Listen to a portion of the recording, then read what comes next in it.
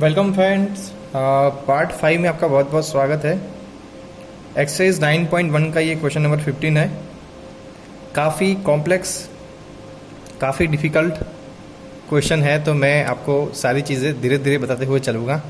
फ़िलहाल अभी तक एग्ज़ाम में ये क्वेश्चन आते नहीं हैं, बट फ़िलहाल आपको प्रैक्टिस करनी चाहिए। आ भी सकता है, हम इसके बारे में कुछ बोल नहीं सकते, तो आपको हर कंसेप्ट को लेके चलना है। मैं आपको पहले क्वेश्चन की स्टोरी बता दूं क्या है। A straight highway leads to foot of a tower. A man standing top of a tower observe a car at an angle of depression of 30 which is approaching the foot of the tower with uniform speed. 6 seconds later, angle of depression of car found to be 60. Find the time taken by car to reach the foot of the tower from this point. क्या है मैं आपको बताऊंगा। यहाँ पे एक tower दिया हुआ है। फिलहाल टावर की कोई हाइट हमारे पास क्वेश्चन में नहीं है, ठीक है। ये एक टावर दिया हुआ है। अब टावर के ऊपर कोई पर्सन खड़ा है और टावर की ओर आने वाली गाड़ी को देख रहा है, ठीक है। फिलहाल मैंने दोनों को अलग अलग दिखाया है, मगर क्वेश्चन में एक ही गाड़ी है, ठीक है। अब जब ये गाड़ी यहाँ पे थी, जब ये कार यहाँ पे थी, तो एंगल ऑफ डिप्रेशन बन रहा था 30 का, राइट। अब फिर से 6 सेकंड के बाद उसने देखा तो ये कार यहाँ पे आ चुकी है और अब वो एंगल ऑफ डिप्रेशन हो गया है 60 का, राइट। कार की जो स्पीड है वो यूनिफॉर्म स्पीड है, जिसको मैंने एस से दिखाया हुआ है। कार बिल्कुल यूनिफॉर्म स्पीड से चल रही है, ना उसके स्पीड में कोई इंक्रीजिंग ना डिक्रीजिंग, ना स्पीड बढ़ रही है ना स्पीड कम हो रही है। कार की जो स्पीड है वो बिल्कुल लगातार सेम है, कांस्टेंट है। क्लास 9 स्पीड एंड मोशन में आपने पढ़ा होगा यूनिफॉर्म स्पीड क्या होती है, राइट। तो स्पीड है वो एकदम कांस्टेंट है, ना उसकी स्पीड बढ़ रही है ना उसकी स्पीड कम हो रही है।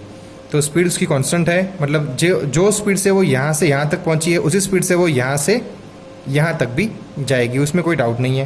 तो पॉइंट ए से पॉइंट बी को आने में उसको 6 सेकंड लगे हैं। तो हमें ये ढूंढना है कि इस कार को इस पॉइंट बी से पॉइंट सी को आने में कितना टाइम लगेगा, ये हमें पता लगाना है, ठीक है। थोड़ा सा डिफिकल्ट है क्योंकि यहाँ पे डिस्टेंस नहीं दिया हुआ है।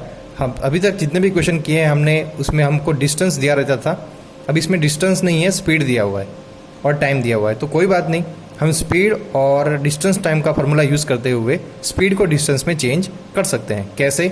ये रहा हमारे पास formula, speed is equal to distance by time होता है, राइट। अगर आपको डिस्टेंस निकालना है तो आप स्पीड को टाइम से मल्टीप्लाई कर दीजिए, तो डिस्टेंस इज इक्वल टू क्या हो जाएगा, स्पीड इनटू टाइम, राइट। तो यहाँ पे जो टाइम दिया हुआ था वो था हमारा 6 सेकेंड और जो स्पीड थी वो यूनिफॉर्म स्पीड थी s। तो अगर हम इस फॉर्मूले में रखें तो speed is equal to distance by time, time हमारा 6 सेकेंड और स्पीड थी हमारी s यूनिफॉर्म स्पीड, तो डिस्टेंस इज इक्वल टू क्या हो जाएगा, d is equal to 6x, right. तो यहाँ से यहाँ तक उसने जो डिस्टेंस कवर किया है वो किया है 6s। तो यहाँ पे लिखा हुआ है मैंने AB is equal to 6s metre, ठीक है, राइट। तो 65 में समझना वो 6s है, मैं s ऐसे लिख देता हूँ, 65 नहीं है वो 6s है। और चलो मान लेते हैं कि इस कार को यहाँ से यहाँ आने में t टाइम लग रहा है, जैसे इसमें बोला था 6 सेकेंड। अब इस कार को यहाँ से यहाँ आने में t टाइम लग रहा है और स्पीड उसकी है s की s, यूनिफॉर्म स्पीड है, s मानते हैं उसको।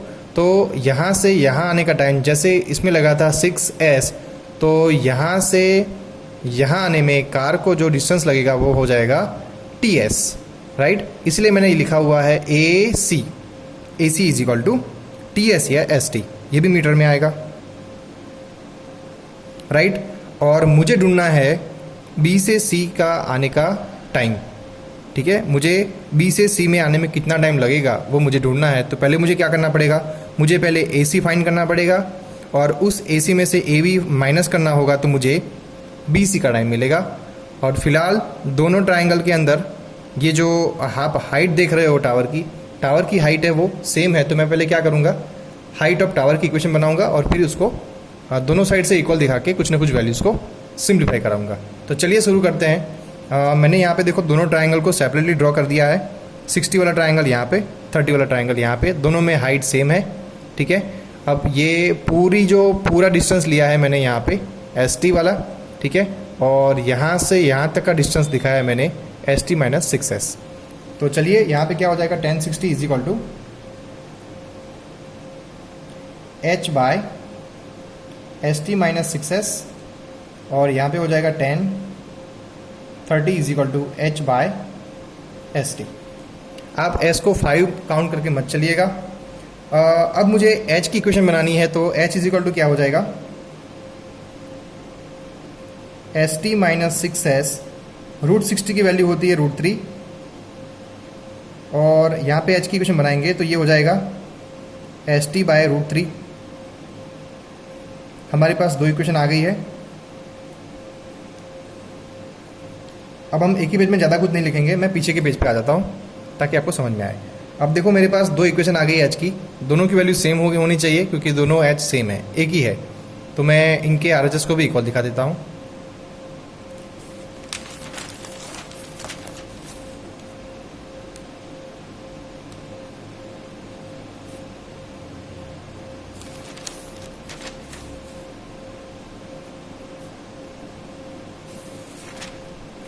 चलिए अब सही है। सिंप्लीफाई कैसे कर रहा हूँ आप बिल्कुल आराम से देखिए एक बार ताकि आपको समझ में आ जाए। मैं इस √3 को यहाँ पे लेके जा रहा हूँ, तो ये हो जाएगा ST minus 6s into 3 is equal to ST, right. इस 3 को मैं अंदर सेंड कर रहा हूँ, तो ये हो जाएगा 3ST minus 18s is equal to ST। ST को मैं इस साइड लेके जा रहा हूँ, तो ये minus 18s is equal to ST minus 3ST।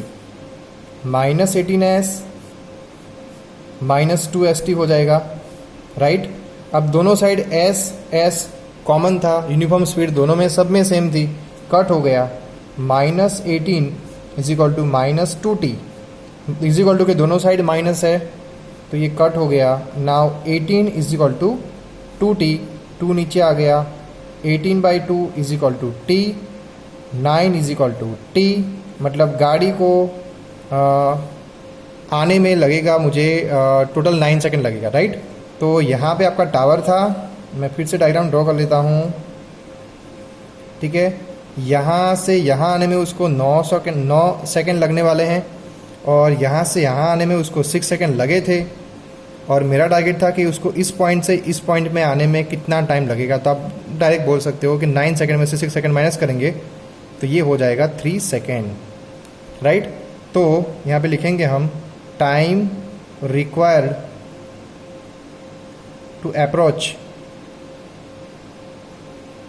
Tower या foot of tower is equal to 3 seconds. कभी कभी क्या होता है कि आपने पूरा आंसर सही किया है, आप खुश हो जाते हो, और यहाँ पे लिखना होता है 3 सेकंड और आपने लिख दिया 3 मीटर, ठीक है। देखने वाले लास्ट आंसर ही देखते हैं, आपने क्या किया वो कोई नहीं देखता है, और आपका पूरा आंसर गलत हो जाता है। कभी भी आंसर आता है तो एक्साइट मत होइए, आंसर के लास्ट मोमेंट तक आप अपने एक्साइटमेंट को दबा के रखिए, और जो लिखना है वही लिखिए, यूनिट चेंज मत कीजिए, क्योंकि टाइम का यूनिट आप मीटर में चेंज कर देते हो और पूरा आपका आंसर गलत हो जाता है। इसीलिए इस बात का भी आपको ध्यान रखना है। एग्जाम पॉइंट ऑफ व्यू एक क्वेश्चन काफ़ी इंपॉर्टेंट है, उसको 10 बार 20 बार 30 बार देखिए, समझ में आ जाएगा। ऐसे बहुत सारे क्वेश्चन हैं, प्रैक्टिस कीजिए। RD शर्मा उठाइए, मूव ऑन उठाइए, उसमें काफ़ी सारे क्वेश्चन हैं, आप सॉल्व कीजिए। डाउट होता है तो हमें कमेंट कीजिए, हमें पिक भेजिए, मैं आपका सॉल्यूशन करके दूंगा। मिलते हैं नेक्स्ट वीडियो के अंदर। ये हमारा आखिरी जो आने वाला वीडियो होगा वो हमारा आखिरी वीडियो होगा, और वो क्वेश्चन काफ़ी इंपॉर्टेंट, काफ़ी कंसेप्चुअल है। चलिए मिलते हैं उस पार्ट के अंदर। Thank you so much.